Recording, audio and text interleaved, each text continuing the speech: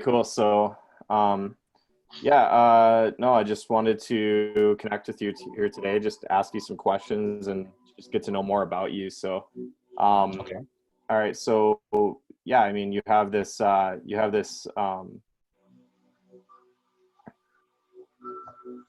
tell me a bit about your business, like how you even thought of the name, like where did that come from? Came to me a few years ago before I recognized it even meant anything. So years before it came to me, I was already doing some work, some spiritual work, and calling upon the universe for answers and guidance, right? And one day I was just dwelling on the future and my present moment. And I was just dwelling, what more can I do? How can I serve? And I didn't know at that time what service meant. I just meant, how can I serve you, God? How can I be of service to Source, to myself, to Spirit, to enlighten myself even more? And so I asked, and I was sitting there dwelling, Yeah. and all of a sudden, this whisper came to me and said guided intelligence. It wasn't that I was thinking of names. I wasn't writing things down. All my messages come from Source, right? So guided intelligence came to me and I was like, okay, guided intelligence, what does that mean? So Source said, don't worry about the how, just I gave it to you. I answered your question. And I said, okay, so what do I do? What do I do? So Right away. just so everybody knows, Yeah. guided intelligence is the name of Malcolm's practice, and he's it's Malcolm Nair is his full name. Just so that when I repost this to share your value that you've added to me, I just want people to know where they can find you. So anyway, so Absolutely. go on. You're just explaining your how you came up with this whole thing and Yeah. yeah. So that's how it started. So it started off with just me asking a question and my question being answered, and then Mm, me pondering upon it for a very long time. But in that day, I believe in the next few days there, I created an email address and I changed my name from Malcolm Nair to Guided Intelligence. So it was my own. mhm. And as I was doing that and I started searching on Google and YouTube and everywhere, Yeah. nobody in the entire internet had that name. And I felt so blessed. And I was like, okay, I got to execute on this. This is mine, solely mine. I always wanted my own entity, something that belonged to me, complete ownership. And this was it. Thank you, God, right? So I wrote it down. I made an email. I created my YouTube. So for years, my kids are going on Xbox and Nintendo and they say, "Oh, welcome, guided intelligence." You know how you sign into your smart TV and you go on YouTube and say, "Welcome," right? Like Josiah, Yeah. like you Yeah. sign in, it'd say guided intelligence. So people started referring to me as guided or guided intelligence when people would email me, companies and owners and CEOs when I was applying for jobs. So it started off there, and I didn't recognize it until I kept doing the self work. So it kept progressing in my self healing, my mind, body, spirit, just like daily rituals, like making myself become a better spiritual being and a vessel every day. So that's how it started. That's how the name came to me, if that answers the question. I'll go into details later within the questions, but that's Yeah. exactly how it came to me. Okay, no, that's really awesome. Thank you for sharing that. It's incredible when, it kind of just comes to you, and it's incredible how it just like, you know, there was nothing on the internet. So it was just almost like it's like, hey, this doesn't exist and this is yours. Here you go. And Yeah. that's kind of like what happened. So I mean, I think you're very blessed that way, and I think it was really meant to be, Yeah. the calling that you were called, to at this time in your life. It's So my next question is, Malcolm, Yeah, who are you? Tell me who you are. absolutely. And this is how I've come to be and come to answer that question. In the past, we always would be attached with pride and ego. That's mine. I'm Malcolm. Don't you know me? That's my book. That's my pot. That's my computer. So I realized in the past few years that I'm a spiritual being. I'm not this body. I'm not this mind. It's changing. It's ever growing, ever unfolding. So who I am that I am. And that may be my affirmations, that might be my visions, what I want to achieve, but I am a spiritual being. And I'm being in this vessel, and I am not Malcolm. I'm not my name, because my parents could have named me Tom, Dick, or Harry, right? Like, And you didn't choose your name. and I didn't choose my name, right? So we grow into our whatever people um, depict us as, right? Like if somebody says, "Oh, he's a he's Josiah and he's a optimization expert." Well, really, that's not who you are.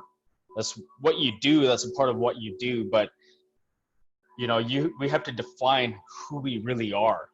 Mm-hmm. And sometimes our calling doesn't come to us until we ask, until we want to change, until we want to do better, until we're ready. Sometimes we're not prepared, we're not ready, so nothing comes to us until we start asking. One second, I'm sorry about No that. worries.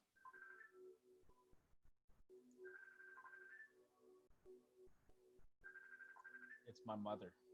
Oh. Yeah. Sorry So you about were that. saying, okay, so you were saying, so nothing comes to us without asking?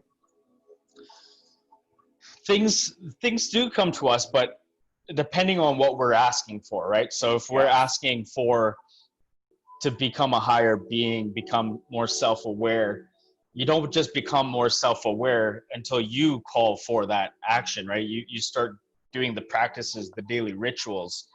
You have to put in the work and the action towards, God won't just provide you until you ask, until you take the action steps towards becoming a better self, and he will assist you, right? It's, you know what I mean? Like God's Yeah. not just gonna hand it to you. Yeah, You like have to, a higher power just won't yeah, um, give you something. I believe that it meets you halfway, that you have to take some type of absolutely. action. And if that action is aligned with what it also has planned for you in some sense, then doors and windows and pathways will be, will appear and be open for you, right? And, things will show up in your life at the right times.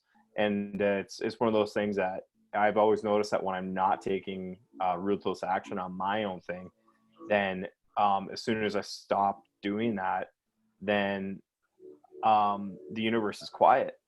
And then as soon as it picks back Mhm. up, it's there again. I totally resonate with what you're saying. Yeah. Sometimes we don't even ask and we get tested. Life throws us a bunch of tests. Like there was this post I just recently posted on my page here, and I'm gonna find it real quick. But let me just quickly see if I can find it real quick. So Karma said, sometimes you have to suffer in life, not because you were bad, but because you didn't realize where and when to stop being good. So sometimes we're just living life and we think we're doing all the right things, right? We're doing good. But how much of us doing good are we acknowledging that it's actually making us into a better person? We're optimizing ourselves, or we're becoming more aware or enlightened or more intelligent. Like we think just because we're doing good in life that's enough. Sometimes it's not enough. Sometimes it's hindering us. Sometimes it's pushing us more down. It's suppressing us. So, for example, karma is part of source, right? So Mhm. if we start asking these questions, like you will get those whispers. We have to start to listen. Maybe it's time to stop being good to those family members that we think we love or think they love us back. Maybe that's not the right way that we need to be loved, and we have to let that go in order to get more. And once we release those things, Source will just start to open new doors and avenues for us to seek new love and seek new ventures and start to open up our horizons, right? Yeah. So there's so much in growth. Growth is not just personal growth and development and optimizing ourselves. Growth there's so much fine tuning, but Yeah, yeah, it sounds like there's a lot of areas, and I mean, so who you are is like basically what it sounds like you're explaining is you're a spiritual being on a constant growth journey. yeah, you And know, something you said resonated with me earlier was it was saying about like what people say we are, you know, from the yeah, outside. Like for you, Malcolm, like your name attached to that body and this personality and this spirit, to everybody who knows you, there's going to be a different version of you. mhm, So it's trippy. It's trippy to think, but everyone has a different understanding and a different vision of us. So mhm, it's like there could be 1,000 me's out there according to 1,000 different people and how they see me. Some people could, absolutely. you know, say that I'm an asshole. Some people Hmm. could say that I'm a really great guy. And it's like, well, that depends on, you know, what your interaction was with me. And if, you know, and it also depends if, you know, what response was deserved in that moment.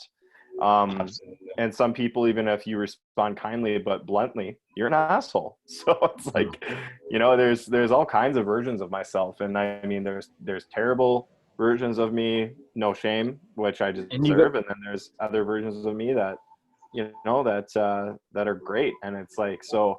But it's getting to understand and know, you know, ourself is the biggest thing, because no matter how many people, you know, see what version of you, that's not really what matters at the end of the day. What matters is how you see you. absolutely. To add to that is that's the reflection of you, but at the same time, we should not take that judgment, or we should not put that judgment towards their reflection on us. We should always self-reflect. So maybe there's a learning lesson there. Maybe there's something where we can grow. Maybe we can 100%. fix. You know, so I Yeah. always self-reflect, even if I felt they were in the wrong and they were judging me. But that's an area for growth. That's an area for Yes, it personal is. development, right? Yep. Even And for it's us. like that constructive criticism outlook where it's like I welcome it so I can constantly improve myself, kind of thing, right? Yeah. And to add to the first question, spirit. So with who we are, also sometimes just if we come to an understanding that we are spiritual beings, we're in this vessel and we're part of source, we can taint our spirits. Spirits can be tainted and not awakened, or awoke at all. We're in a vessel and our spirit is slowly dying. Mm-hmm. Our spirits can be you know um, poisoned. It could be self-sabotaging, and we're just doing that to our spirit. So there's growth, not just for your mind, but your spirit needs growth too, right? Your spirit Right. needs growth too. So Yep. there's a lot in that, because our health needs growth, our body needs growth, our mind needs growth, but our spirit, just because we think we're a spiritual being, doesn't mean anything. Doesn't mean you're a special person. Doesn't mean you're a special spirit. Just because you think you're a spirit, right? Or what you are, that Mm-hmm. doesn't mean nothing. You still have a lot to fix. Your spirit still needs more, because at the end of the day, when you die, the spirit's going to go back to source, and that's where it's going to regain its power and wisdom from source and go back into another vessel, or do whatever's going to happen. I don't know, but I'm just saying, while our spirits are in this body, let's do our best to become better spirits, right? That's really good advice. That's really cool perspective. Yeah, That's awesome. yeah. Okay, well, that does that, wrap up, you think, the answers for that first question, you think? As to Yeah, who Malcolm is? because Who you are? I'm not attached to anything. I'm detached. So I I don't. could see that by the sign you have written on your wall there. Oh yeah, yeah. So it takes time. Like being that statement is broad. It's not just like detached emotionally, or there's so many emotions. Like if you look at emotions in emojis, there's so many It's emotions, so true. It's so right? true. Yeah. So then there's so much to work on, right? Yeah. So it's So so broad. Yeah. what is your life mandate? Like my question is, like, really at the end of the day, like, what goal are you setting out to accomplish here with what you do? 1 second.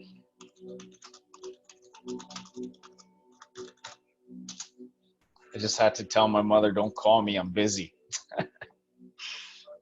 My um, before I wouldn't like, if you met me before, you would be like, holy smokes, who's this person, man? but but now, to answer it in the present moment, because tomorrow I might answer it differently in a Yes, I month. mean, every day you might answer it differently, but right now, Yeah, what right is what now, is guided intelligence like with what you're doing with it, and like what is your mandate with it, and what are you setting out to accomplish?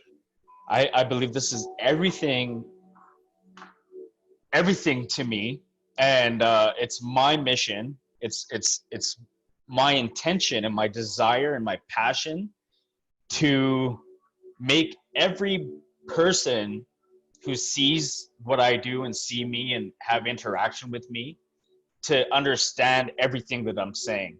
That everybody is guided intelligently. Every spiritual being has a guided presence that's trying to guide them intelligently. That's we are intelligently guided. So if it's my job to make you understand all the growth, whatever you've learned from me, Josiah, it's my job to do that. Who would I be if I kept my secrets inside and died with my voice? And the source said, you still had this left to do. Remember your friend Josiah? He needed this and you knew it, but you just kept it inside. You should have done all this. And if I died, that would be a regret. I would have to relive, as a source, feeling these ways. So it's my job to do this. When I died and came back to life, I made a promise that I would make changes, for myself, for everybody around me. So I feel that I need to fix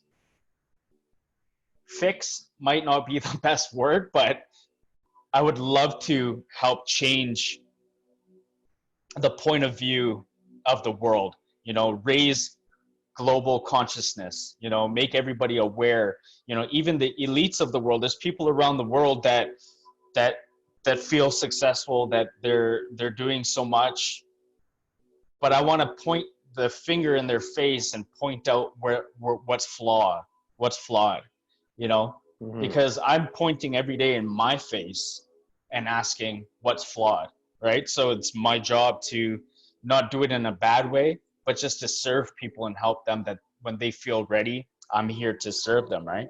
Yeah, and it's one of those things where it's like, if your doorstep isn't swept clean, then don't sweep others clean, right? So if you're not working on Exactly. yourself daily to do the same thing, you don't have the Exactly. right to do it to others. But it sounds like you are doing that work. So yeah, no, that's cool. So you're really setting out to accomplish, raising people's consciousness and frequency, really, altogether. Mm-hmm. Yeah, that's awesome. Absolutely.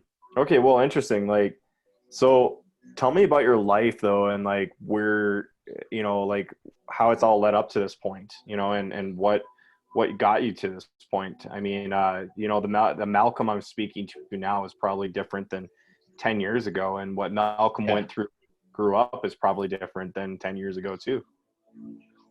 Yeah. So like all this work, beautiful questions.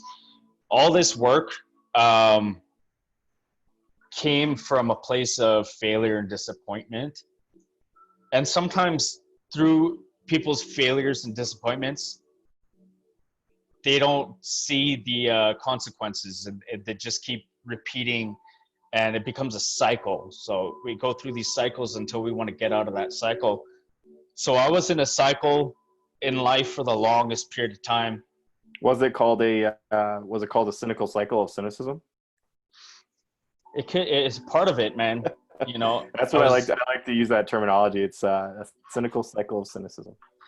It was a part of it. And so I believe when it first shook me was when I got a massive bang in the head.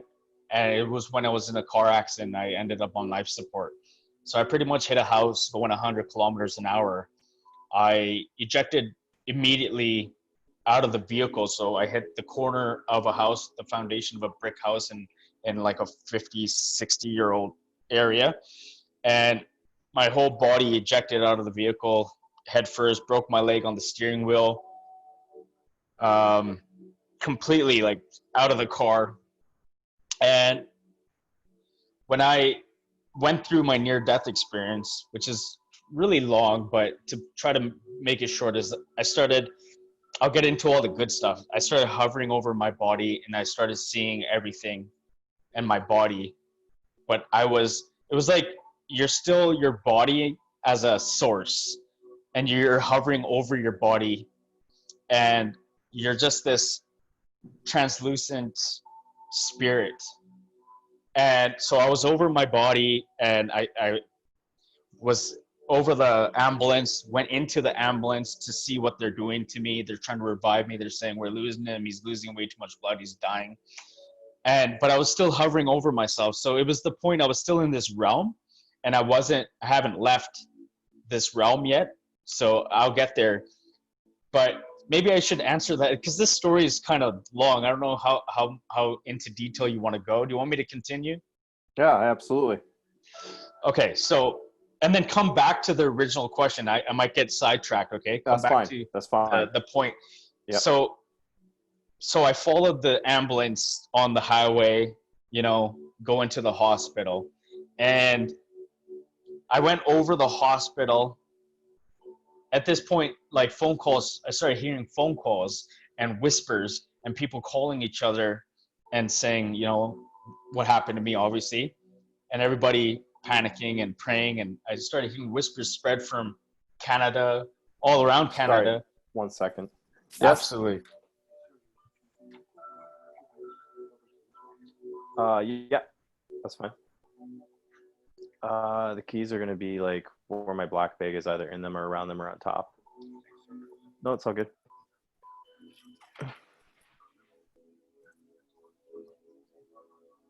You got a nice place.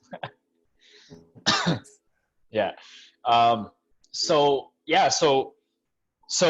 things started spreading. So I'm trying to give some context so people understand like how insane this spiritual awakening was for me. And growing up as a kid, we all watched Unsolved Mysteries and all these like spooky shows and like people dying and angels and mysterious like spirits lifting up vans off of people's bodies, and they're working on the car. Remember when we were kids, we'd watch those shows on TV? Mm-hmm. Yeah. So it's literally like that. It's honestly no lie to that stuff. So when I died, my body was repositioned on the passenger side. I'm going to come back to that, but that's the reason why I got away with everything. So I was at fault. I hit the house. I was speeding, and I was the driver, but my body was found in the investigation on the passenger side. So they dropped my case. Oh, wow. Yeah. So that's the long story. That's the mystery behind my death and the car accident. If you can find it, I tried to find it. I've seen it, but nobody took pictures. So I saw the bloody t-shirt, the battery taken out of the car was crushed like this. And, and then you'll have to show me all that someday if you wouldn't mind. Yeah. And I saw like my neck, I saw the brace, I saw the tubes in me, in my ear, I saw like how mangled I was, and everybody else did, but nobody took pictures. But, you can imagine somebody hitting a house, dying, and if you see that, like people dying, if you see what a dead person looks like after being mangled, that's what I look like. I woke up off life support. I felt like I was crushed. But before that, I had to make a decision. So when the nurses and the doctors came into the room, and they were telling my parents and everybody that, we just gotta wait. We don't know how long he's gonna be on life support. It could be days, weeks, months, years. He has severe brain damage, severe brain trauma, severe nerve damage, severe tears to his muscles. He's lost 50% or more of his blood. Right now, at this point, we don't know nothing. Like we don't know. He could be a vegetable when he wakes up, or if he doesn't wake up, right? So you have to make a decision. Just pray. All we can say is pray. Mm-hmm. So I started hearing everybody praying, and I can literally, when I woke up, I told everybody what they said about me, to me, and what they were praying, their deep inner thoughts. So coming out of life support, I also can do that in reality. And I'll tell you stories maybe in another interview where I'm sitting at a dinner table and I can hear everybody talking and whispering, but nobody's talking. We're just eating, having a family dinner. And wow. I That's stopped. Incredible. And I told everybody, I'm like, stop talking shit about me. Stop thinking about me like that. I'm not that person. Stop. And they're like, what? Whoa. And I'm like, I know what you're thinking. You're thinking this, you're thinking that, and you're thinking this. And everybody went stone cold quiet. And we went back to eating, and everybody's minds went silent. Yeah. So I told each and every person what they were thinking and everything. That's intense. Yeah. So right before, so when that happened, and something started happening to my body before I left this realm. So I started reacting. My body started reacting. So it was like I was able to come in and out of consciousness without waking up from life support. So I literally took off my neck brace, because my body, your body, if your body dies, there's no coming back, even if your spirit is alive. Like your spirit can be alive, come into a dead vessel, and it's not going to do nothing. Right? So what happened was, I think my spirit knew, and I needed to take off my neck brace because I was going to die, because the way they had it, I couldn't breathe, and I was like suffocating, and I would have died. So my spirit came back into my body so I can have the power to take off my neck brace. So at that point, my mom started screaming and crying. She came into the room and said, oh my God. And they're like, no, he's reacting or something, right? They called in the specialist came, told my mom he's giving signs, and they're like, is that good, bad? They're like, no, that's good.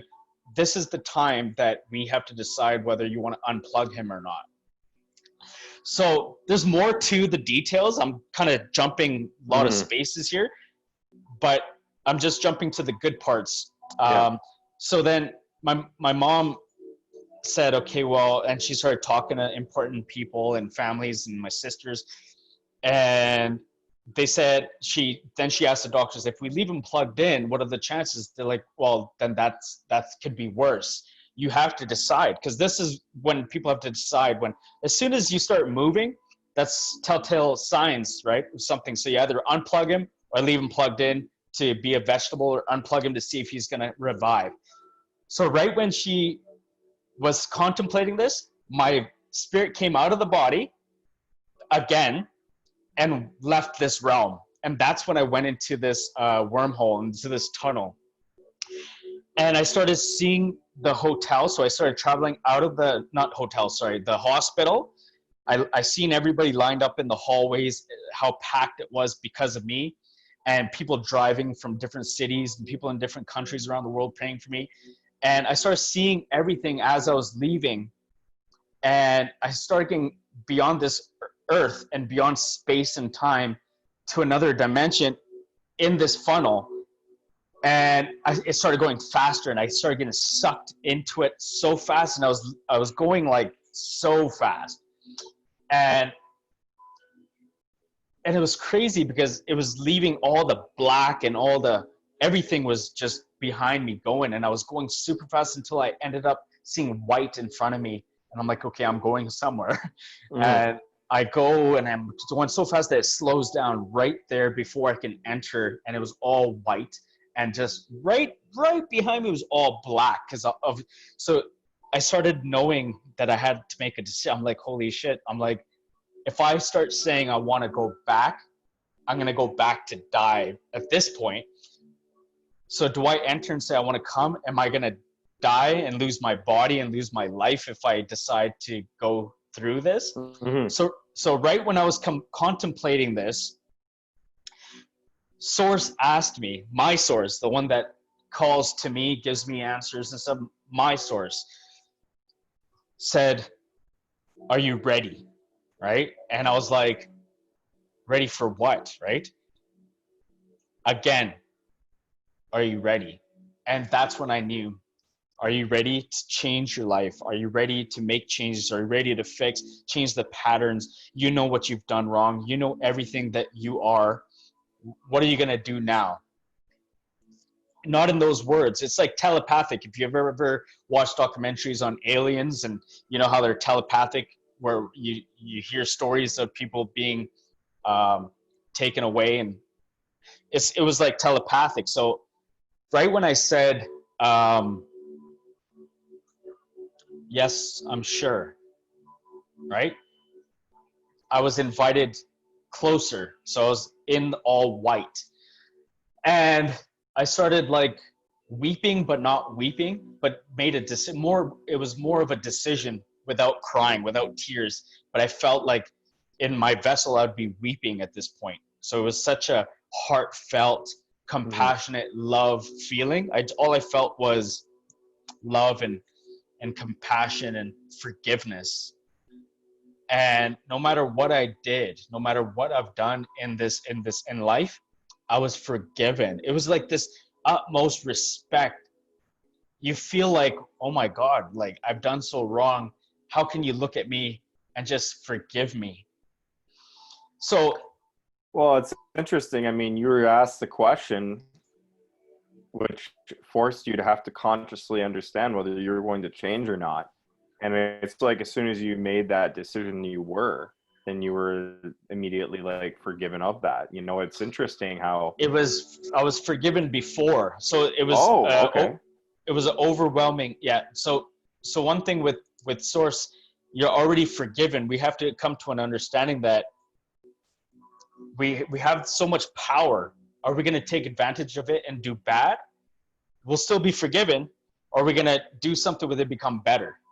Hmm. We have all this power to decide like our lives, right?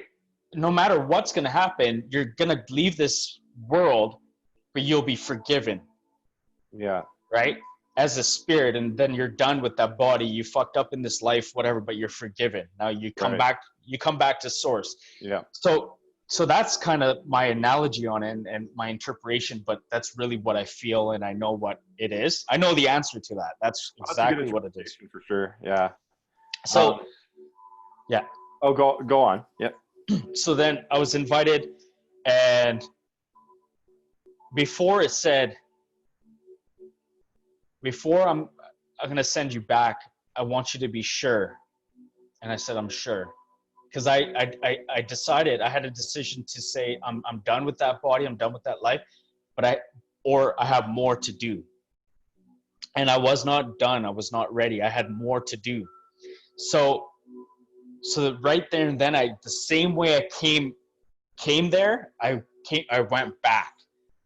So I went back, sucked back all the way till I came into this space, our space, down to our planet, seen the hospital, back, went like this. So I was laying and laid onto my body. And right when that happened, my body went upright like this.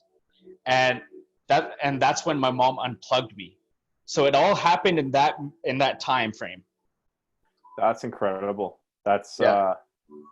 That's a really seriously incredible experience to have. So coming back to the question with that experience, I'm Yeah. guessing that experience was like literally like a switch going off in your life, or a life changing moment, literally. Like, so the question was about, what's your like life been Yeah. up to this point? And Yeah. you were just saying earlier I that, remember. that you, in the story, that, you were not you're not a person that you're proud of, right? Like, essentially is kind of what you were saying. But The funny thing is, Josiah, I'm sorry, because I know you want to have a conclusion answer to that. But if I tell you right now, that wasn't it. I had to tell you that to understand this. I oh, came, okay, cool. I came back, started living my life. I let go of all my friends, like 2,000 people off Facebook, deleted everything. Forgot about my family, forgot about my friends. No friend came to see me when I was on life support. Um, so I cut everybody off. The same people that I was partying with and hanging out with and drinking with the night of, nobody came and saw me. The same people that were my friends, that I thought were my friends. That's So brutal. yeah, they were, yeah. So anyways, so I made mistakes afterwards. Yeah, I drank. I was driving on the highway, and you know what God did to me? Started making me black out. So every time I would drink, even 2 beers or 3 beers or whatever, I blacked out. So I was driving on the highway after a party I got invited to from a college friend, because I went back to college. I made drastic decision. I went back to college. I went back to the gym. I started pumping iron, started taking care of my health, taking initiative, taking proactive action towards my life. But I made mistakes. Girls suckered me in. I started hanging out with girls, started becoming part of this vessel again, started becoming part of this brain again, this reptilian brain making bad decisions. You know, Hmm. okay, yeah, Compulsive. this girl's calling me over. Okay, sure, sure. Want some drinks? Okay, let's go to this party. Drive home, blackout on the highway, but my keys were out of the ignition. So when the police came after 50 minutes of me being blacked out on the highway at the light on 16th, um, the police knocked on the door and said, "I would arrest you right now, but your keys are on the passenger seat." I don't know how that happened. Did you intentionally decide to fall asleep here and take a nap? But get out of the car, walk home. I'm taking your car. That was another lesson. God forgave me again. So instances happen in your life, and these are the whispers that we take advantage of our entire life, is what I'm trying to get to. We all have these opportunities from source to change our lives. What whispers are you listening to? So even though I died and came back, I still, it wasn't enough. Right.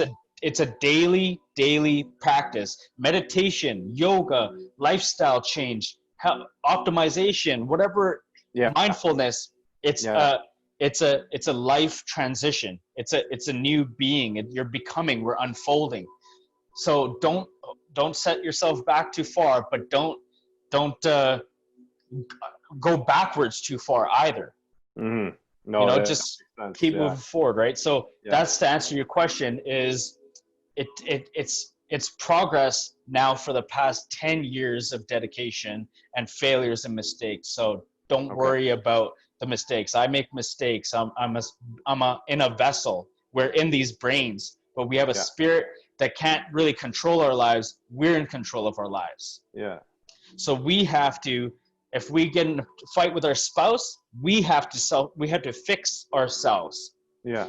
If we make a mistake, if we get in an accident, we drink, we have to fix ourselves and Yeah. get better and better and better, right? So I hope people kind of grasp that. That's that's really cool perspective. Yeah. Yeah, I grasp that exactly what you're saying. That makes perfect yeah, sense. Like, yeah, and and to human is to error is what I always say. So it's like, no matter how much I'm looking to perfect myself, yeah, I know that I, error, and it's like, okay, well, what did I learn from that? And and it's not my spirit necessarily that's needing to learn. It's my subconscious of my brain, right? Like, and trying to reprogram that thing with the intentions our spirit has for us. That's the way I see it, for myself. But, for what I'm saying. Yeah, exactly. Good yeah, job. exactly. That's crazy. That's a really good answer to that question. So where did you where did you find the point in your life when you decided to persevere rather than continue struggling? Um, so that's kind of repetitive here, but Yeah, it's now after solidifying and being awoke and realizing, holy shit, how long do I dwell? How long do I make mistakes? So yeah, you make mistakes, you get better, you change it, but it's a glimpse. But now, do those glimpses? So those glimpses for me now turned into quicker glimpses. You know, I don't need time to reflect on it for too long anymore, or think about it, or think that, oh my God, I need to reprogram my brain so much or this. No, now it's just a conscious awareness that yeah, now I'm working with my consciousness. Now my left brain, right brain, front, everything is all working in sync together. So I do practices, meditation practices to help me get better. And I always ask, what can I do? Please help me, guide me, push me to get better, and allow me to listen to the areas that you're pushing me to. Because if you just say guide me, push me, give me reminders, you will get those pushes and those nudges and those reminders, right? So what I say on top of that is, and make me interpret that and listen to those reminders and pushes and yeah. take action and hold myself accountable. So what happens is then it is just better for myself. So this is good for people, right? So this is when I help people, it's very meaningful, and I really impact their lives in such a short period of time. Like, I have a handful. I know it sounds like just a handful, but the handful that I've impacted are really, they really have had a near death experience from just the 7 days me working with them. And I tell them, you don't have to have a near death experience to to uh to wake up. You don't have to I was gonna say, die. what are you doing? Are you feeding these people purple Kool-Aid or? No. But do you know what I mean when I said that? Not really. So how do they have a death experience, a near death experience Because in I 7 days? put them through a reality check. It's like if you are putting me through a reality check on one of your programs, that Yeah, you really clear my subconscious mind and awaken my being and make me transformative. You really put me through life and death. Like, I learned something new. I'm reborn, right? Like, yeah, exactly. So it's almost like death to the old self in a sense. yeah, Yeah. Okay. yeah, No, that's really cool. yeah. Awesome.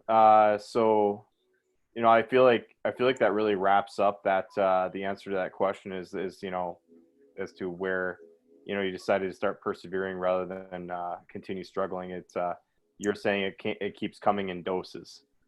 It's not something that just happened all at once. It's not like a switch or a light bulb went off suddenly.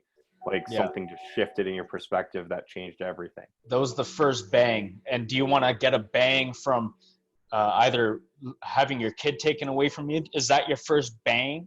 Is Yeah. is overdosing your first bang?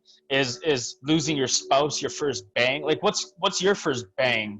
Like, Yeah, I know. I right? totally So I totally yeah, get what you're saying. Like, yeah, I've had a lot of quote unquote, bangs where life has hit me so hard, knocked me over, and then I had to come out, thinking with a new perspective and new mindset, and like, all right, well, how am I going to move forward with this? And it's like, yeah, no, I totally get it, and it's not like something that I just like, it's it's happened. never ending. You're gonna It's get happened more in multiple life, times. Yeah, and you're gonna get more. You're gonna have more bangs. It's how I you don't doubt handle it. it. It's It's how you all take it. Yeah, Yeah. exactly. And yeah, um, Rocky Balboa said it best: "Life isn't all sunshine and rainbows, and sometimes it's mean and ugly, Yeah. and it'll knock you off your feet if you let Are it." you ready? Are you prepared? Right? Yeah, yep. Okay, yeah. So, um, So what are you doing for, your daily habits and like what with those daily habits, what have those daily habits done to improve your life? Like how have you improved your life through implementing the daily habits that you work on in yourself and enhancing Great, your body, your mind, your spirit? Yeah. great question. Um, I do it in strides, just like I get these bangs or I get these impulses. I I do everything. I don't limit myself to one thing. A lot of people focus on one niche, and it was always like a catch 22 where people say stick to one area, stick to your niche, or stick to that one thing, and it's like in a sense that makes sense when it comes to your overall goals and career path, but if I'm putting it into perspective when it comes to personal growth and development and all the things that I do daily, it's it's everything. So it starts from before I go to bed, So before I go to bed, are you happy? Are you grateful? You know, are you appreciative? Do you feel blessed? And if something in your head says no in an area, well, what is that area? Um, fuck, I'm drinking a little bit still too much, and Hmm. I had that cigarette too much, or I Hmm. really talked to my mom really bad. Like it could be I'm not reading. I haven't even picked up a book. So it's like everything. Like that was just three things, but it could be hundreds and hundreds and hundreds of things. So and then you program your mind, right? When you go to sleep, like, okay, I'm going to take affirmative action. I'm going to do that. So do you decide that you're going to do that the next day? Hey, So when you decide, do you decide that when you go to sleep that you're going to do that the next day? Like that's going to be your focus of the thing that you missed or the thing that you failed on? You're going to focus on that the next day, or do you just focus on it moving forward, period? it all depends on you, on the person you are. You can write these things down and put it into a program, but it depends, are you really that person? So you really have to become a new person. You can't just imitatively say these things. So whoever's listening to this or going to listen to this, it's not just overnight. Like even if you do it the next day, it has to be something that you're willing to fail at, Mm-hmm. you know? So if it's like reading a book, you didn't wake up the next day and read the book, you have to admit, not dwell for too long, and take accountability and say, okay, maybe I should pick up that book and read that, or maybe I should listen to audiobooks. Okay, what's next? Day 2. Okay, I'm really doing too much self-sabotage. Really fix that until you go to the next thing, right? Like actually fix it. Don't just add 3, 4, 5 to something that you haven't really fixed. I'm writing a book, and I wrote something down last night while I was microdosing. So I was microdosing last night, and I was having these visions and thoughts. I was watching people walk around, and it's like people want to be comfortable on top of their uncomfortability. And I know that doesn't make sense, but listen here. So it's like people, they want to start exercising, they want to start walking, they want to start feeling good, like they're doing taking accountability for their actions, right? They're walking and stuff, but they don't want to eliminate the depression, the stress, the inflammation, the fat, the carbohydrates, the sugars, but they want to add walking to their old bad habits. They're adding new habits to their old bad habits. So are they willing, if I coach them, if I bring them here, do they have the balls and the integrity and the surrender to become a new person right there and then.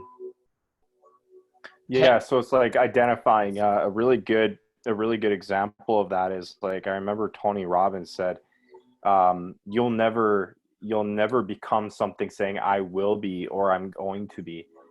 He said you immediately will start taking action by identifying you are. And so an example would be like if I said I want to be an athlete. Well, if I say I want to be an athlete, am I going to go take action on my exercise plan and my diet to be an Or are athlete? you? Yeah. Or if I say I am an athlete, if I reprogram myself by identifying right now I am an athlete, so now by identifying that it's intrinsic action that you just go and you do due to the fact that you re-identified as that being, right?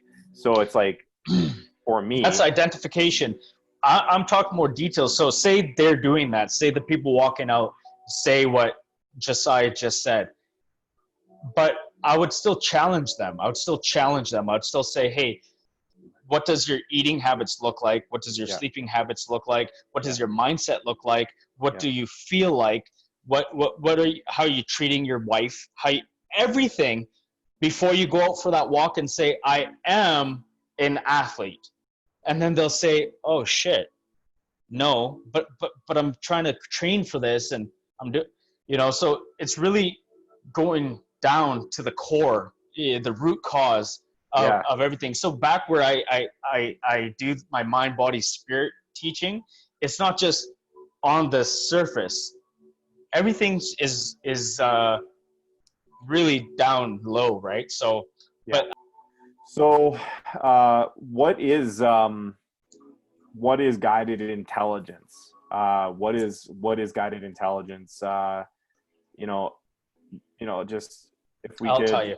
Yeah. then so understand what guided intelligence is and what does it do in the sense of what does it offer people. I mean, I think we already kind of touched on some of that. So, So basically, just to simplify, it is making you aware that you are intelligently guided, that you are guided intelligence, that we all are. That doesn't come from me, that comes from source. I'm just saying, it's not in a book, it's not in a textbook, it's not in a dictionary.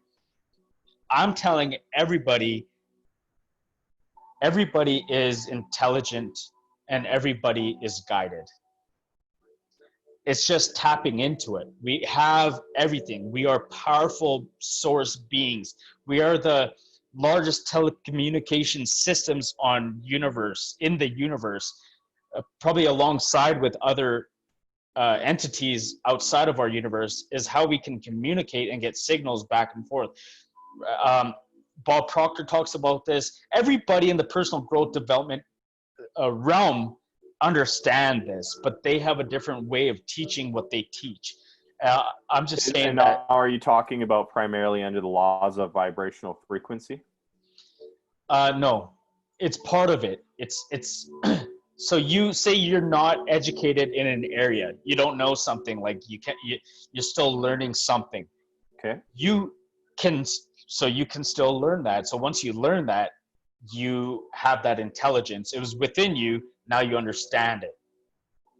So we're all obtaining, we're all unfolding, we're all growing, we're all trying to achieve different levels in our life, depending what it is. You have it. Are you gonna work on it? Are you gonna build on it? Like everything. If I want to be an empath, if I want to be more psychic, if I want to be I can be the best soccer player there ever was on this planet. I can be. I can I can contradict a lot of these, and I don't want to talk too big, like out of my mouth here, but what I'm trying to say very humbly is there are people that will say different and say, you know what? You can't be the next Michael Jordan. You can't be the next Kobe Bryant. You can't be. That's true. You can't be who they are, but you can be the next best thing in whatever you choose to be. So if you choose to be the next best basketball player, you can be. if you choose to be the next best the fastest runner on this planet, you can be. There's always somebody that can be. You know what I'm trying to say there? Yeah. What about when it comes to, you know, just basic science and physical limitations? That's beautiful too. And you know, I don't know if you know this man. I can't pronounce his last name, but Nick Vujicic. He has no arms and no legs, all the way up to the groin, all the way up to here. Yep. So in society, people look at limitations like that as, oh, well, I'll never be able to walk. I'll never be able to brush my teeth. I'll never be able to cook. I'll never be able to drive. I'm never going to swim. I'm never going to read a book. And they reprogram their subconscious mind for those things, what they cannot be. But he reprogrammed his mind of what he can be. And he's a writer, he's a reader, he's a motivational speaker, he's a swimmer, and he has no arms and legs, right? So limitations, you know, I would love to work with people who are that are suffering with symptoms or any symptoms, because I strongly believe that you can transform the paradigms that stem from their parents, from their childhood. You know, people who have autism can be transformed. You don't have autism, that's probably a gift. You can work on so many things within your autism to excel, and you could be the best thing that there ever was on planet Earth while being an autistic, right? So there's different, there's so many limitations, but it depends how you see your limitations, right? Mm-hmm. Yeah, I mean, and sometimes, I mean, there's things like, you know, that I call almost like superhuman, but that come with a little bit of kryptonite. So an example, it's like for me, I'm of ADHD, which is like I'm hyper observant, and I actually can pick up on patterns on things very quickly, and then put them together and create you know, like mediums or answers to things based off of recognizing the patterns. And at the same time, though, I can become over analytical because I may notice too much, and then that gets me in trouble. You know what I mean? So it's like we have these superpowers from our quote unquote detriments that society sees as detriments, but I call them superpowers with a little bit of kryptonite. You know what I mean? And if we can limit and or overcome that kryptonite, then it's nothing but you know, just. I love that. I hope you don't mind me always adding an angle or perspective. Yeah, sure. But so can you tell me, me and you we're very like similar when it comes to what you call ADHD, and the way you say, Malcolm, your mind, like, and I told you, like, yeah, dude, like, it's just like me. How much of that is relatable to you, like the way I am with the mind and how I do that? Yeah, it's extremely similar. And I, you know, even in our relationship, I've noticed pieces of kryptonite in you with that. But then also, there were days where you were on point and you called it out in me. Absolutely. So what was really appreciative is that we were able to get each other's backs on that. Absolutely. It was like, hey, you know, you're focusing here, here, and here. Yeah. You get way ahead of yourself Yep. because you thought too far ahead. And you're not focusing on what's right in front of you right now. You know, right. So what I'm trying to say there is, this is the perspective that I have on this. So since childhood, everybody told me that maybe he has ADHD. They even say it about my son. But when I was a child, so can you imagine two families, one family that recognizes it, hones down on it, takes their kid, takes the action, you know, addresses it, and then the other family that never addresses it. So it never became my paradigm or never became my normal. So if I thought I was ADHD, if I said I am, right now I would be saying I'm ADHD and then follow it up with something, right? So I don't relate. So have you ever tried not relating to that? You know what I mean? Like, you mean in the sense of identification? You know what? but I'm interested to know what that would look like if you just didn't identify with that. How would it change, or what would it do different in you if you started that 10 years ago and never identified yourself as ADHD? Yeah, you know what? It's interesting. I've had this thought where it's like, am I ADHD or am I? And I've like almost kind of identified with this thought, and maybe I have. I don't know. I'm like, or am I just an extremely, super aware person Yeah, of, myself and my surroundings, and yeah, do I articulate things extremely quickly, retain things very well, there you go. and my comprehension is extremely high.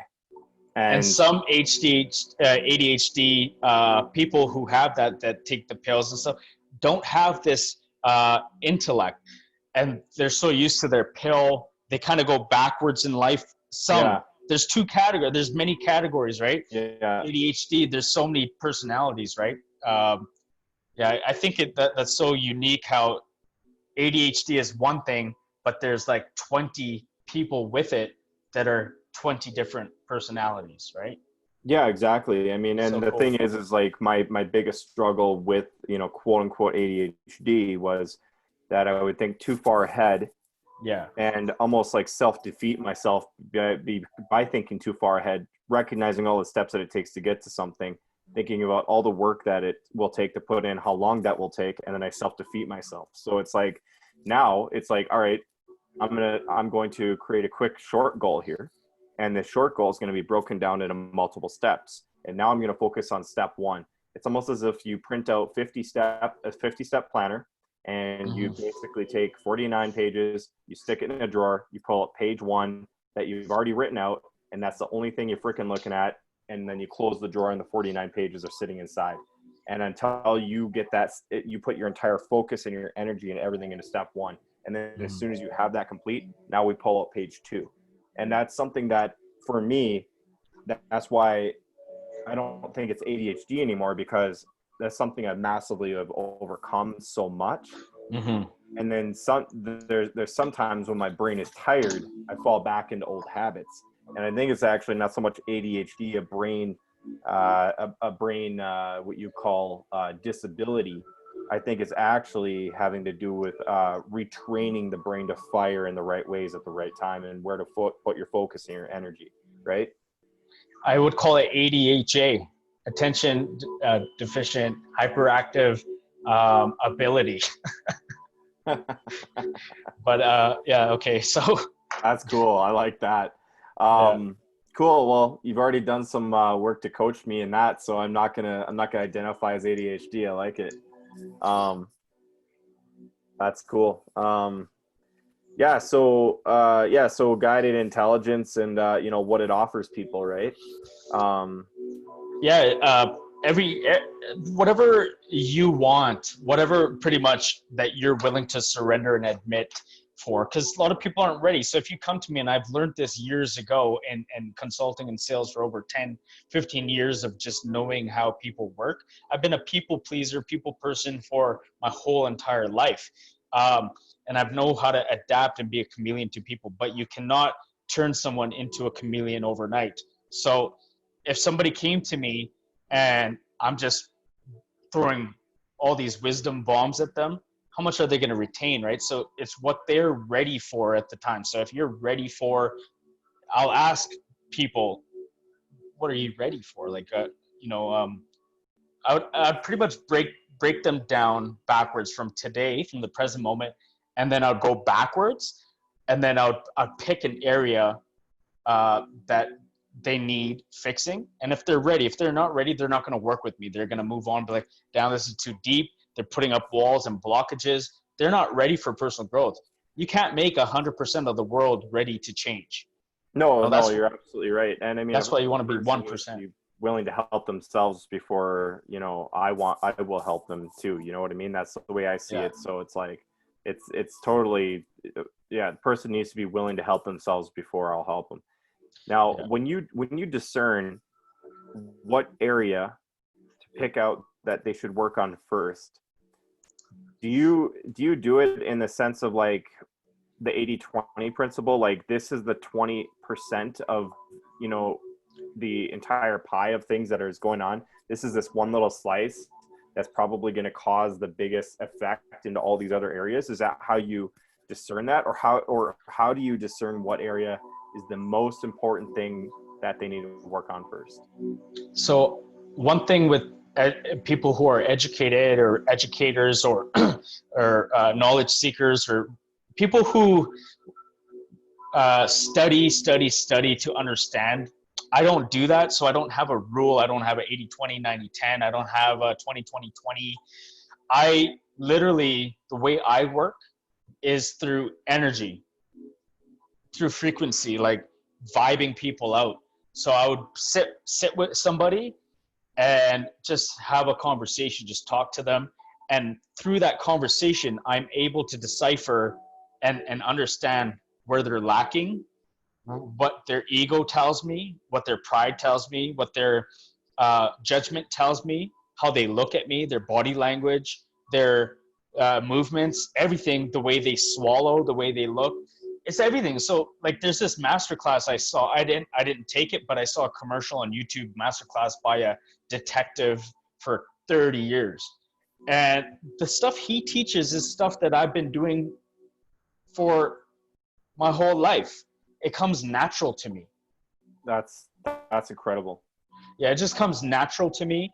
And after seeing that commercial, I'm like, I could do that. So that's what I do. I do that. I don't have a master class on it or nothing, but Yeah, I can and I will teach people that anybody can learn it and then teach it themselves, whatever. right. I believe you could be a copycat, right? Like you can copy how to be like Tony Robbins and then reteach it differently according to how you want to, but don't identify yourself as the next Tony Robbins. You know, like he is unique to himself. He's been my personal development coach for as long as I can remember, since I started my journey, and a bunch of other names, and everybody else falls into who's helped inspired me and helped me have these realizations and stuff. But this ability we all have, it comes from within. If we get too sugar coated around, well, I learned this in this book, I learned this in that book, and it's a formula that I follow, that makes it hard for me to be who I am. So if I start following a formula, so maybe you can help me once you take the way I do things and kind of educate me how that looks as a formula. Because right now I don't see it as a formula. Yeah, no, that's and the thing is that's something I would probably be personally gifted to recognize at some point too, you know, in how to. Yeah, you'd see what I do, and then you'd be like, this is how I would call it. Maybe it's a new name, it's a new theory.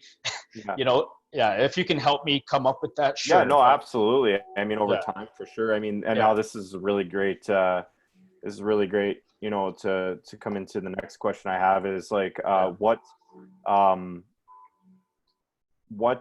programs are in guided intelligence, and you know, really, how do these specific programs, you know, help the people that you work with? Great question. You can see it on my page. I have a new website coming out soon, but it's on my old website, guidedintelligence.weebly.com and guided intelligence page. But so this guided intelligence page, that's a Facebook. It's a Facebook page. That's my Facebook page, but I'll just answer it organically without looking on my page. So I'm just going to get out of there. But I teach. So there's different areas. So if somebody wants to just focus on their subconscious mind, they messed up somewhere, or they have trauma built up inside, they have a lot of blockages they don't know, or if they don't even know what their blockages are, or, you know, I help with that. If people are saying, you know, I want to manifest this, I'm trying to manifest this, and they ask for tips and they go in groups and ask, and hundreds of people. The reason why they pick me out of the hundreds of people to come to is because I hit them in the core, right? I say something that I see. Energy work and spiritual work and intuitiveness doesn't have to be face to face. Like I can sense it here with you. I can sense it with messaging somebody too. I've helped people from a few people that live in Africa, South Africa, different parts of Africa, that reach out to me and say, I really need your help. And after I work with them, and sometimes it's in the span of 2 hours, I'll, I'll, I'll work with them. They'll go silent, they'll send me questions and they'll say, oh my God. And they'll message me the next day. They'll say, thank you so much. You've changed my perspective. I'm living in ease now and peace. And it's like, are you just saying that to me? Most people will think that, are they just saying that? But I really feel I've impacted them where they understand that they have a choice to live in peace and ease, right? Or, like blockages, I can help with subconscious mind, health, if they want to achieve a body image, self-image, self-love, if they just want to know what affirmations are and how to do it. I've helped people that just ask me for that specific thing, and because they have blockages and they don't want me to go into their deep down areas, right? So they just say, can you just tell me this is what my affirmations, my vision board looks like? And I'll critique it and I'll be like, no, you're doing it wrong. Do it like this. So just a simple way. Affirmations aren't, so tell me 5 of your affirmations, Josiah. 5 affirmations that you say, that's your daily ritual. Yeah, so my affirmations are pretty personal to me. They should be. If you believe in them so powerfully and you're speaking it out to source, this is a part of 10xing it, right? So yeah, the more eyes that see it, I believe that you want it to go to positive people, right? Yeah. The negative people won't even comprehend it. They'll be like, they're not going to put negative. They're just going to blah, blah. So don't worry. Just, okay, give me 3 if 5 are too personal. Just 3 personal ones. I can give you so one of them is that I wake up every single day and the first thing I say to myself is that I am the great leader of optimization. And even Beautiful. when I introduce myself to people, in the future, when I have something to show for it, some notches under my belts really heavily, I'm going to be able to completely and fully, introduce myself as the great leader of optimization. Okay. And the thing is right now I'm focusing that on for me, not necessarily outward toward the general public. Perfect. I'm focusing that on me. That's my identification for me, so that I take the intrinsic action that I need to take. Okay, so perfect. So just give me that one. Okay, so this is what I want to say is this could have gone 2 ways. It could have been something I critique and see how you can fix. Or now what I'm going to say, guys, whoever's going to watch this, is that's an affirmation. That's an affirmation. You never want to say, I am optimized or I'm intelligent or that's an affirmation, but it's not a powerful enough statement. You want to change your affirmations into statements. So what Josiah did here was put his affirmation into a statement, a visualization, and he really feels it, he believes it, and he understands it. That's an affirmation. An affirmation isn't just you waking up every day saying, oh, I'm beautiful, I'm great, and you read 108 affirmations. No, what does it mean to you? What does I'm beautiful mean to you? I am so beautiful that when I go out, I exude beauty in the world. And when people see me, they feel the beauty and they start to feel beautiful and they come up to me. That's an affirmation, right? Like I can make affirmations up as we speak. So when I help people, I can help you, but we just helped you right here. It's not rocket science, guys. We just helped you with your affirmations. Yeah. That's what an affirmation is. No, that's incredible. And it's, and it's, it is powerful, right? I mean, it's one of those things where I believe that I need to lead myself before others. So it's like, that's why I identify that for myself first, and then when your cup fills up with that identification, it just naturally starts spilling over into the world. Right. So that's cool. That's cool. So is there, and also raising vibrations. I'm good at helping people see and understand how to raise their vibrations and understand frequencies and stuff like that. Everyone teaches it differently. They draw diagrams and they explain it and stuff, but it's also a feeling. It's also so I talk to people about that too. If people don't know and they're feeling low, but they've done their affirmations, it's because their frequency is low and their vibration is low. Is something inside. So you always have to transform, unfold. So before you want to learn affirmations, I also would take you through the beginning. And if you don't feel ready, they won't work with me. I'll just help them on the surface, and it doesn't go anywhere. It's not it's not satisfying enough, right? So everything, that I do is like rooted deeper. Right. Yeah. No, I can see it's not anything that's, basic surface level stuff. It's like you're starting at you're basically starting at finding the cracks in the foundation and repairing all those cracks before the foundation, can be built upon even more. It's kind of where you go. Yeah. It's not easy, man. I have a family, and do you think they're doing it 110%?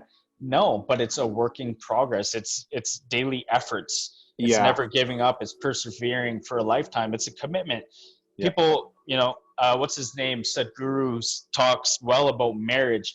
It's like getting into a career or taking a course or going to university. You have to be committed for that 5-6 year course. A marriage, you have to look at it as a minimum 20 years. It's only in the past 20 years we started to get so into this norm about divorce, and we put it into the same category, marriage and divorce. It's never was in the past. Before 50 years, those were never found in the same sentence. Oh, I'm getting married, I hope we don't get divorced, or I'm going to get married, we're never going to get divorced. It wasn't something that people talked about until recently, right? That's right. And what's really interesting is there's a really different way of looking at a long-term committed relationship in these days, in regards to that. It's like, it's the same, same thing playing on what you're saying there with the difference in outlook is there's a quote that I really love, and it says it's something like this. I am committed to you because I love you. And if I ever stop feeling like I love you, I will always put in all the work I possibly can to find my way back to loving you. And not I love you until I love you. Yeah. Until I don't love you. And then when I don't love you, then we're done. So that's an issue. There's a lot of people who are not willing to put in the work and not willing to remind themselves why they're grateful for the person that they're with, and not willing to, go back and revisit the old days and why they met, really got into each other and like everything else. And then also, as you're growing together, refining things that you're grateful for. It's like there's so many versions of ourselves that we grow into as we're married to somebody or with that was a somebody paradigm for me. Yeah. I didn't understand. I didn't want to. I had such an ego, such an aggression about me that it was weird for me to say thank you to my partner. Like, thank you for making that for me, or thank you for doing that portion of work in the kitchen. So it made it easier for me to do that. Like, those were weird for me to do. But it's just the little things of breaking through your comfort zone and being uncomfortable where it hurts is the place of growth. And if you don't feel pain, you don't feel anxiety, you don't feel hurt, that's not growth. And if you want to stay in anxiety, that's why people say I'm self-sabotaging, I have a mental illness.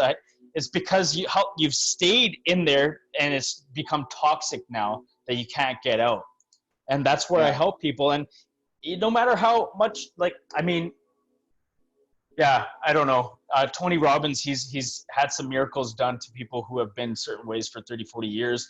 I remember the video that he stopped the guy from stuttering because he exposed that his first childhood memory was Rocky and Bullwinkle. And when he got scared, absolutely, he was watching Bullwinkle, and his mom and dad were yelling at each other. And that's why he developed the stutter. Tony made him recognize where it came from.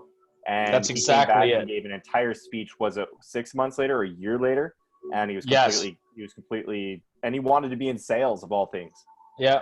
Yeah, he was in sales and it was hard for him or something. Yeah, I watched that too. That's brilliant. But this is the same paradigms with like fear of snakes, tarantulas. I had OCD growing up too. Like I had those symptoms. I used to do everything that I can help people with. You know what I mean? So Yeah. it's just something in their head that we can release. We can help anybody heal, right? So that's good. No, completely. No, I totally understand that. Is that pretty much everything you offer for programs then through Guided Intelligence, or to pretty No, well sum it up, or you got? I don't want to act like.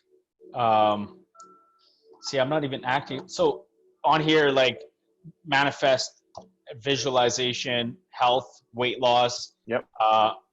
personal growth, and life coach, sales training. So this is totally off topic, but I also help sales training. And sales training, it's not your typical sales training. It's like I used to take people who joined a company in door-to-door marketing for natural gas and electricity that were working for us for 2 to 3 weeks writing donuts, like zero sales. And all I did was take them with me for the day, and I brought them back to the office, and for the rest of the time they were working there, they were writing 10 deals a day or 12 deals. I was getting them to make $1,000 days every day. Going from $0 to $1,000 a day was something I had the ability to do because I was doing it myself. Some days I'd make $800, I'd make $1,200. Used to try to make $400 a day or $1,400 a day. Like I'm really good at seeing the holes in companies too, and scripts and how they want you to follow a process. And I don't believe in following a process. There's no such thing in my mind as a process. I don't follow a process. So when I teach people sales, I let them do what they do, but I add so much value in perspective in how they can do what they do very differently and uniquely and better. Yeah. So I do that. So you don't teach sales gimmicks, snake in the grass style. No. What you do is you really focus on basically I mean, from knowing you too, I mean that you were also, you have a past in consulting, right? So you take a consultative approach, which is like an example, a difference between our sales is a guy trying to upsell you on every possible feature versus the guy who is actually finding out what features you really can't live without in a vehicle and then providing you that. That's a very different way of selling. And there's the one kind where it's like, I'm going to try to, manipulate them into buying this over here. When in fact, it's like, hey, do you, is like a sound system important to you in a vehicle? Okay, well, not necessarily just that. That's beautiful, but you're kind of going off of what I was trying to say. What you're saying is beautiful, and that's a lot of people are lacking. Actually, everybody's lacking. What you're saying is what people need, right? Yeah. What I was saying is something a little bit different. Okay. It's not like that. It's you can still give them everything that they want and try to hit your targets and upsell. Like there's nothing wrong with upselling. There's nothing wrong with all that. Like I've been a sales guy. I know that I can upsell anybody. I can add this to them even if they didn't need it or want it. But there's a point of being genuine, honest, and taking away from that. You don't want to take away, but it's more positive persuasion, positive manipulation, right? It's positive because it's the way you use your dialogue, the way you smile, the way you look at them, the way you conversate with them, the way you compliment them, the way you touch them, the way you interact with their kids, the way you walk up their doorstep, the way you analyze their house, the way you know that you're going to come to a point and then you go back to a point, the way you change your rebuttaling, the way you change the sales process from handling objections at the end and handling it throughout, and repeating things so you call them out on it in the beginning instead of at the end. You can say things like, well, you bring something up that you get them to agree on, and then as you go through your sales process, when you get to close to the end, they kind of bring up a contradiction in what they said earlier because you brought it up earlier that made them agree to it, and then you hold them accountable many times, so then they cannot give you that closing statement at the end.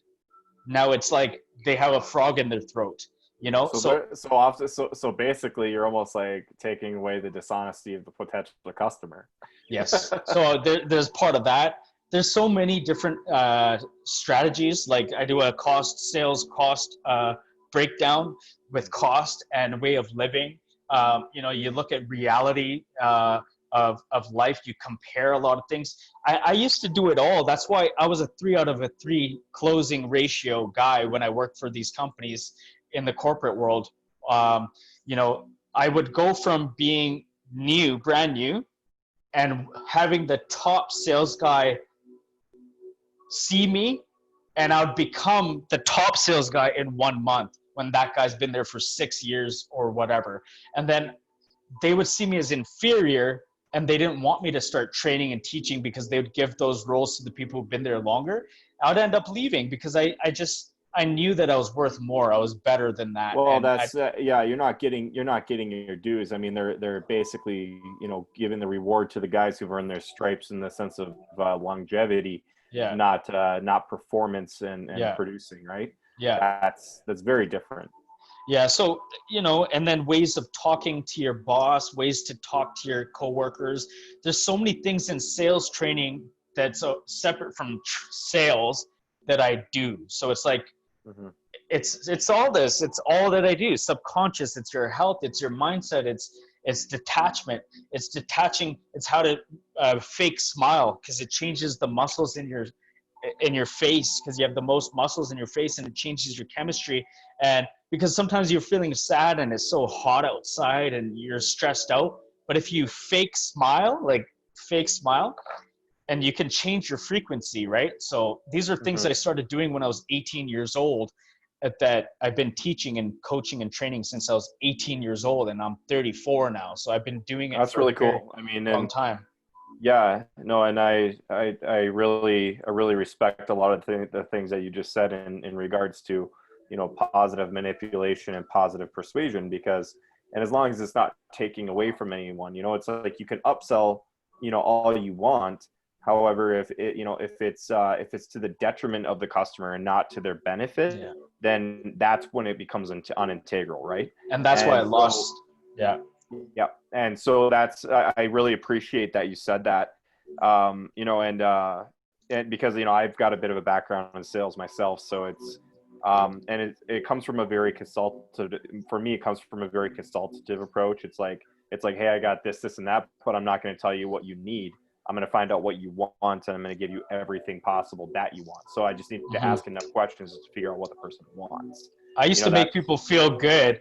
Like I did that, but I did the opposite. I would I know it's something I didn't have to do, but I was so good at what I did that because we're in this corporate mindset world, that Yeah. the company wanted you to sell that door lock, that those cameras, those Yeah. sensories, those this, the Yeah. whole package, the 9 yards. Yeah. I did it with the customer feeling so good and hugging me and packing me lunch and giving me drinks and beers on the road to go, that they didn't feel like they overspent. But then I felt good. I'm like, wow, I did my job. I hit my goals, my quota, without selling just the bare minimum to be an honest, genuine person. Like I did both. Then I Yeah. became an honest, genuine person after, where I'm like, I don't want to do that. I don't need to do that. I know I can make $10,000 this month, or I'm good with $3,000, this month. It became more integrity. Like, Yeah. what kind of being do I want to be? So it started way before my car accident as well. Like, I Oh, think, nice. yeah. So this sales thing can go back and forth because there's so many areas. Oh There's not, yeah, yeah. absolutely. And And everything you're saying is on point. I'm not taking away from you. It's on point. It has a yeah, point. yeah, It's just that there's other ways as well. yeah, no, for Yeah. sure. And I'm only touching on the things that, I really resonate with on a high level that, have impacted me negatively in sales processes where Yeah. I won't do to others. But yeah, so that's no, the That's your heart. you have a good heart. You have a really good heart. Yeah. So Cheers, man. Thank you. yeah. So yeah, so if coming back to that's pretty much all your programs in a nutshell then, and like what you offer people and how you can help. And Yeah. Yeah. I mean, unless something else comes out of it and they yeah. feel they want to ask questions and they grasp so much more out of it, which has happened. Um, yeah, I just go with the flow. I'm just And curious. I just want to give some meat and potatoes to some of these yes, things that you're saying, in a sense. Like, sure. can you give me an example of Yeah, some things that you would implement for habits in someone's life? Actually telling them, like, I want you to do this, this, and this. Like, and I'm saying sure. just like something that you've done in a past for a person, where it's like, you've actually dealt with their situation. You've gone through the whole, like, picking out what needed to be worked on, and then you gave some specific habits where in one of your programs, if you could tell me what program that is and Yeah, what habits you actually said I need you to do. sure. Yeah, so that's very fine tuning it. I'm kind of open, so I would have like addressed it differently. You kind of made it good and narrow. So yes, it all depends on the person and what they're Yeah, trying to address and what I'm trying to do. But if you just want me to throw something out there, sure. I would say, okay, I would say gratitude, um, self-reflection daily, and then education on society, on the government, on history, on food, on health, because a lot of people are so diluted that we think that what we learned in school as we were growing up is the way the world came to be, the way history is. Like, we believe the government system, the banking system, the school system, the infrastructure, the history, everything we think we know about dinosaurs and history and people on planet Earth and where we came from. And just all I'm saying is do your own research. Don't believe what everybody else tells you. That's what you should take away from this is go and ask questions and then ask someone else those same questions, and then ask somebody else those same questions, and then you'll see there's 3 different perspectives or 4 different perspectives, or maybe there's 10 because you asked the doctor the same question, or you asked a psychologist that same question, or you asked And a then a theorist. scientist, and then Yeah. so on and so on. So and Yeah, then you take that and you're like open now. You're like, holy smokes. yeah. Like, it's not just what I learned. It's like, holy smokes, that person is successful, intelligent, humble, kind, loving. That person's the same thing, but he's an atheist. That person's the same thing, but he's religious. Like, what can you take from life, right? Yeah. I would just say, yeah, do your own work, do your So own so what education. so the premises of that is to open their mind to Yeah. learning new things. Like, Yeah, I would say be intentional. Stop being unintentional. Be intentional, man. Be different. Be on purpose. Say to yourself, like, you know, I want to change my personality. This is not my personality. We're all growing and changing. Don't identify yourself to anything because you won't allow yourself to grow.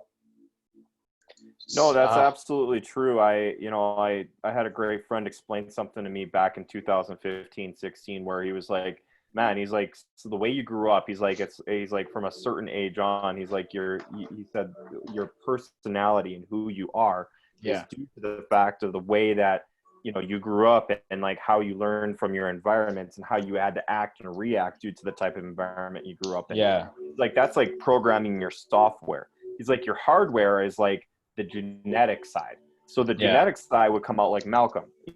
You act like your grandpa and everything else, and this and that, but you've never met him.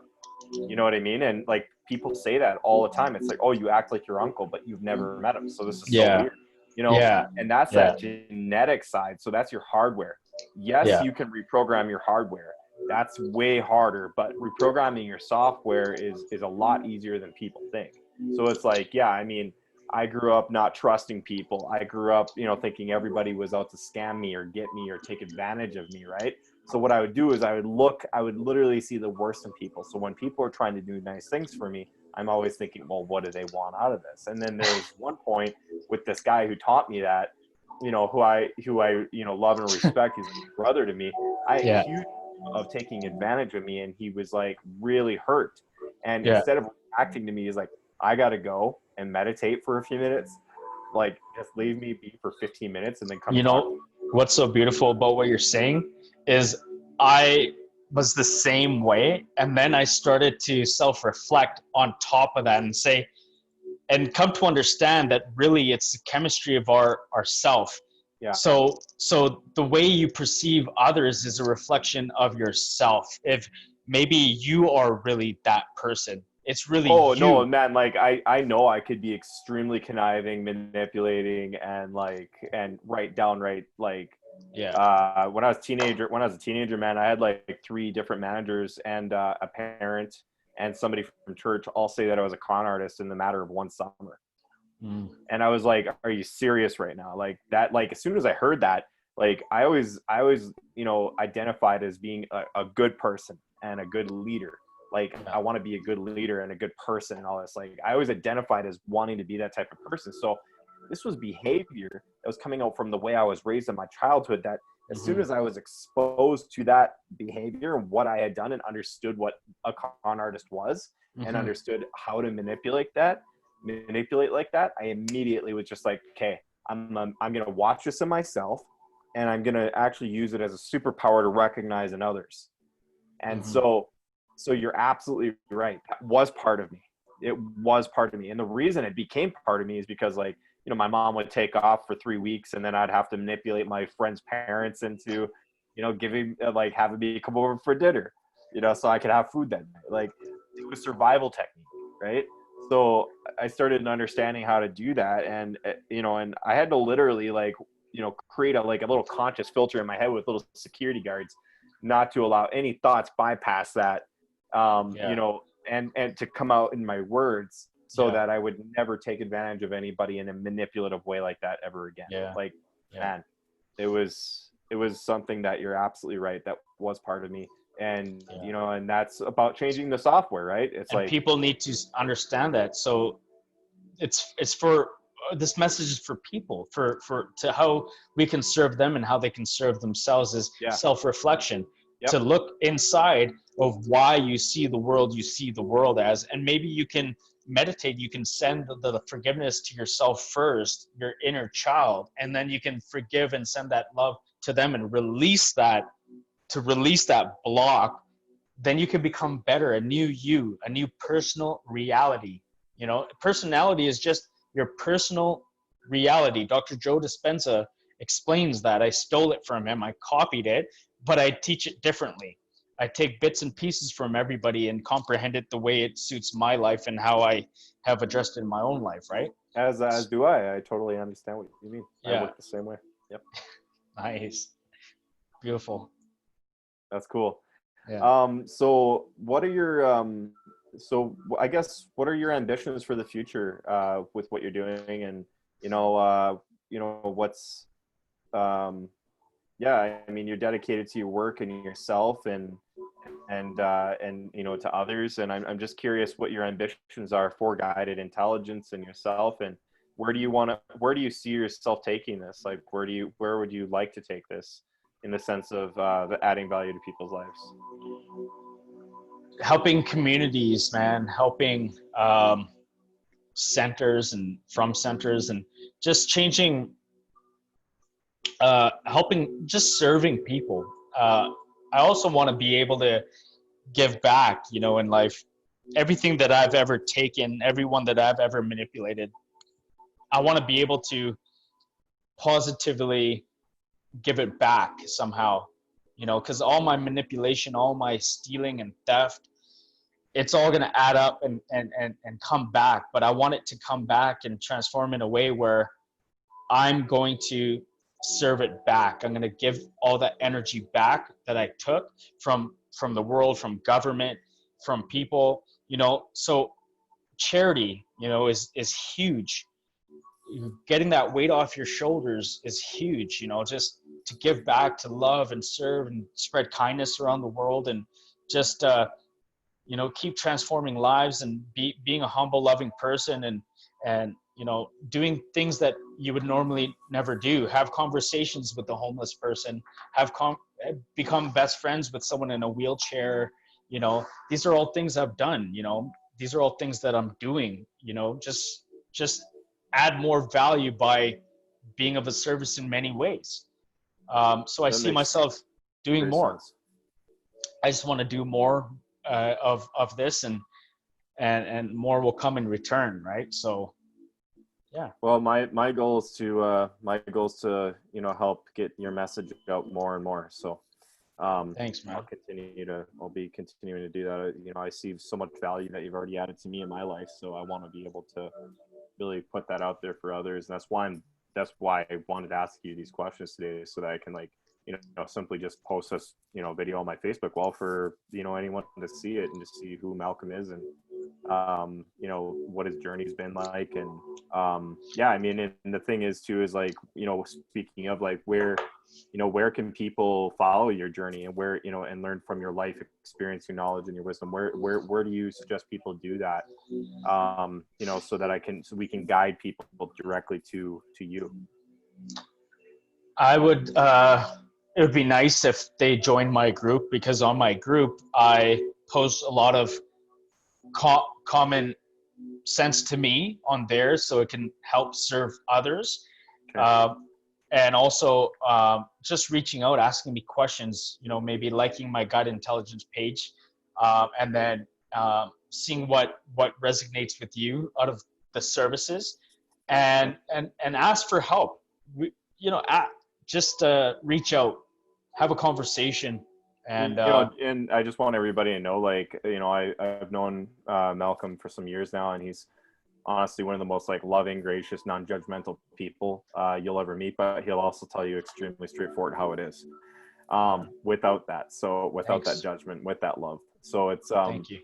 and that's the thing, is like, a lot of people have a hard time, you know, hearing just, you know, how it is. So I'm putting it out there for people, like, be open to just hearing how it is, because I know from when I've heard, just like, listen to you, and you're like, hey man, like, you're doing this, this, and this, like, if you change this, and this perspective, you know, this is what will happen. And it's just like, it's like, you didn't beat around the bush. There was no sunshine and rainbows. You didn't give me a lollipop, and you didn't talk all high in a sweet little voice to me. You know, you're just, like, straightforward to the point, and like, and I appreciated it. I appreciated the authenticity and the candor. You know, it's like, so yeah, I mean, so follow your Thank you. Facebook page, add, as well as, you know, ask to join, or just, they don't have to ask to join the group. They just join the Guided Intelligence group. Is that right? Yeah, I think I don't know how it works, but they can, on their end, they can ask to join, but I'll accept Approve. everybody. Yeah. Okay. Yeah, I'll approve people, as long as you're wanting to grow and change. So, you know, be open, and ask questions on there. Like, I have a few questions. If you just don't answer any of the questions you want to join, I'm probably going to decline you by looking at your page and seeing the stuff that you post on your page. I wouldn't want that on my page, or I wouldn't want someone like that. So I need to know what's your angle joining my page. Like, if you want insight, if you want personal growth, if you know, just say something, so I know where you're coming from, rather than just joining, because it's a process of growth. And before we end this, I wanted to come back to something to give an example, context to this. Is just several months ago, like, we're going through a journey of growth. So I'll tell you, I think it was like over a year ago, 2 years ago, there was somebody that helped me at a time that I wanted to give back to one day, and I didn't know how. So years went by, and I find out that this guy was struggling. He was almost homeless, couldn't keep up with things, eating like beans and rice. And I felt so bad that I wanted to do something good, but it was coming from a place of what am I going to get in return? But not really. So here, I'll give you an example. At first it was genuine. It was like, oh my God, I want to help this person. But I was working in a company where it was like network marketing. And I'm like thinking, how can I help this guy? So I'm like, okay, I go to the food bank, get food bank vouchers, pretending I needed it as a family of 4, right? Or whatever. I go and deliver it to this guy and I give him all the food. But on top of giving him the food, I'm like, hey, yeah, you know, like it would be so cool if you joined this thing. And I'm like, after giving him, now I understand why he hasn't talked to me since then, because he thinks I did it. And it's true that I didn't have to bring up that. If you're doing acts of kindness, acts of service, just do it without anything else, no thoughts, no nothing, and just do it for you don't that want reason. anything in return. That's Yeah. that's a typical covert contract, and that's Yeah. interesting. We as humans, not just you, we as humans, like period, all of us Yeah. do it. Even so much as simple as like, I'm gonna bring my wife home flowers so that she'll love me more. Maybe Yeah. she'll want to get frisky Yeah. today, or you know what I mean? Yeah. Like Yeah. that's a covert contract, man. Yeah. Like And we that can't hurt do him. that. I think that hurt him. I think it hurt me first because I realized what I did. And I'm Yeah. like, I shouldn't have done that. And then it hurt him. Then that's why he probably felt that, well, why did you bring me food and then have to do that? If you bring me food to help me, just help me. Don't try to sign me up for something. And that's growth. Like, look, yeah, I'm 34 and I've been growing for over 10 years. Actually, my whole life we're all growing, but intentionally for 10 years. But this was just 2 years ago. So look, nobody's perfect.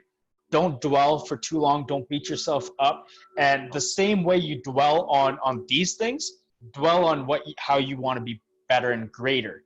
Dwell on the positivity. And that's what I teach people is you can dwell, but dwell on the positivity, you know, and how long are you going to dwell in negativity for? So it's like, how long do you fall and lay down before you get up? Don't do it for long. Get out of it. Don't keep it there, right? Yeah. Yep. No, that's brilliant, man. Well, thank you. Thanks for sharing that. Yeah, you're welcome. Yeah, that's powerful. That's powerful. Well, it was awesome connecting, and yeah, I just Thank can't you wait so to like, much. yeah, no worries, man. I can't wait to show everybody this. So, we'll definitely, you know, get this video recording out, and hopefully some people find some value in it, and really wanna you know participate on the group and like your page, and you know, yeah, just Cool. get some inspiring words from this guy. He's helped me a lot. Just, you know, so everybody on my wall can, you know, understand this, or on my friends and family. Malcolm's really, you know, blown my perspective wide open on a number of things. And also a lot of things that I know as well. He's really great at making me remind me on those things too. So it's Thanks, like man. making me conscious of that. He's really good at pointing out like, hey, like, you know, you're not being conscious of this right now. So it's like, anyway, yeah, just yeah, hopefully you guys can all find some really good value in him. And yeah, he's here to give, and you know, hopefully you're willing to receive and be open. Thanks, man. All right, Josiah, thank you so much. I'll catch up to you after this. Yeah, definitely. We'll talk later. All right, bye.